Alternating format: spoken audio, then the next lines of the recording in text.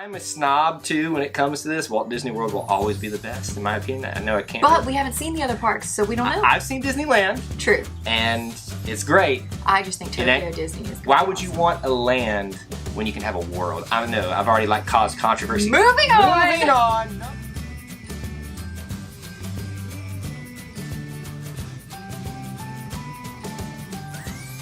Hey everybody, welcome back to Eye to Eye Disney Through Our Eyes. I'm Kyle. And I'm Jessica. And it's time to talk about all the things that happened, whatever went on during 2018 for all Disney parks internationally. Walt Disney World, Disneyland, Shanghai Disney. Disneyland Paris, even though we didn't really have much to talk about in Paris. All kinds of stuff. So we're going to talk about everything in a list right here at the beginning. We compiled some of the major things. It's not going to be a comprehensive list of every single thing that opened or closed or an event that happened at all Disney parks. But here you go. This is basically what happened in the year of 2018 for Disney parks.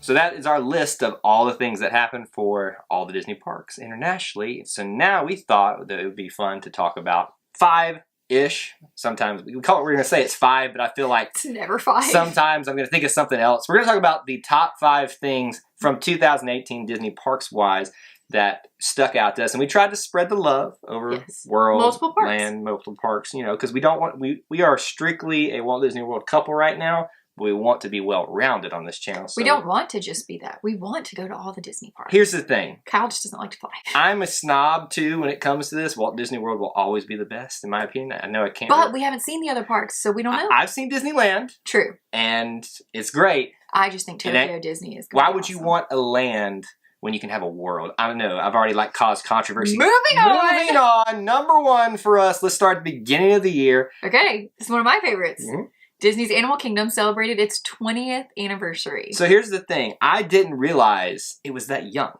I thought it was a lot older than it actually was. Except I remember when this park became a park. Right. So I still remember my friends going the very first year it opened. So that would make sense that it's only at its 20th year for me to be old enough to remember when it came about. And how cool is it that this year, on this 20th anniversary, I went to a yard sale and found the commemorative opening day cup. It's somewhere back in there. You moved it. Things get moved around in here. You gotta move the dust around. A commemorative coffee mug in its original box and everything.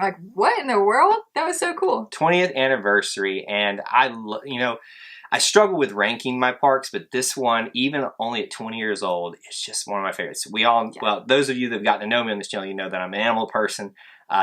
Animal Kingdom is just it can't be Magic Kingdom for me, but it's a very close second. I'm so glad that we on our second year got to celebrate the 20th anniversary of Disney's Animal Kingdom, which was just awesome. It's a really cool thing to celebrate this year. I would never skip. How about this? I would never skip that park.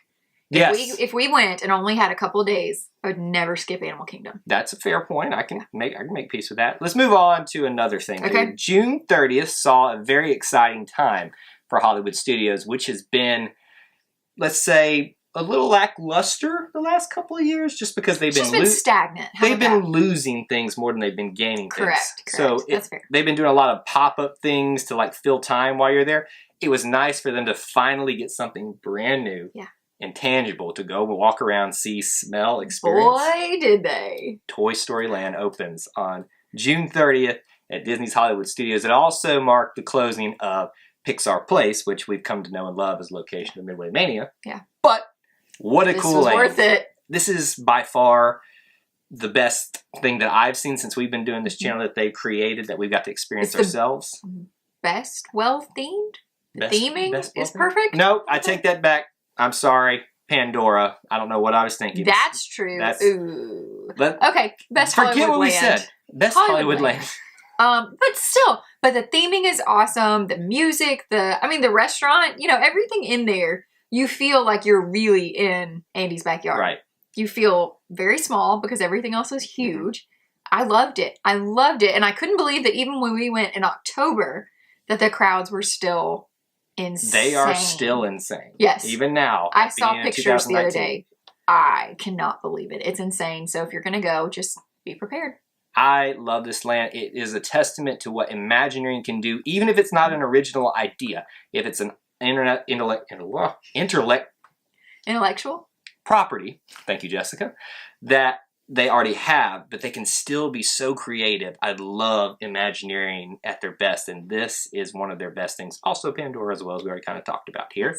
Let's move on to a little bit of Disneyland news. Okay. And one of the more exciting things that happened this year for them was Paradise Pier getting a little bit of a makeover. I've not been to California Adventure either. And I've been to California one time in my whole life, and it was not to go to Disneyland, so unfortunately. But I was also 1 year old, So the nostalgic person in me hates that I didn't get to see the old version of Paradise Pier. You are so nostalgic. But now you get Pixar Pier, so, which based on the pictures looks even better. Yep. So we kind of get a taste of it, I feel like, with Toy Story Land in Disney World.